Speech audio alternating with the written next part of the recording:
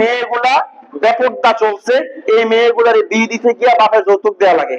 আমরা অসংখ্য দেখছি যে মেয়েটা মেশকাত পর্যন্ত পড়ছে, মেয়েটা ওই হেদায়েতুন নাহু পড়ছে, পর্দার সঙ্গে আছে, কত জায়গা থেকে বিয়ের প্রস্তাব বাপের কয় আও কয়টা দিন একটু অপেক্ষা করেন, মেয়েরা দাওরা পাস করে লোক এরা আগেই নিয়ে যায়। সুবহানাল্লাহ। কারণ কি জানেন? সে আল্লাহর দ্বীনের রাস্তায় ছিল, তার ইজ্জত দিয়ে সম্মান দিয়া একজন আলেম হক্কানি পাত্রের ব্যবস্থা আল্লাহ তারে করে দেয়। কারণ কি? আল্লাহ তাকে রহমতের চাদরে আবৃত করে রাখে। সুতরাং আপনার মেয়েকে, আপনার বোনকে একটু বুঝান, আপনার স্ত্রীকে আপনি বুঝান।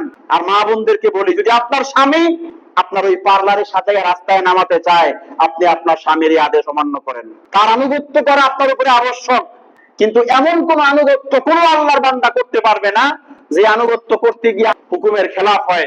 এমন আনুগত্য করা জায়েজ নাই। আপনার স্বামীকে বুঝান, আল্লাহ তো তোমার সঙ্গে আমারে বিয়ে দিছে, তুমি কেন আমাদের সাজিয়া হাজারো পর পুরুষকে তুমি দেখাবা?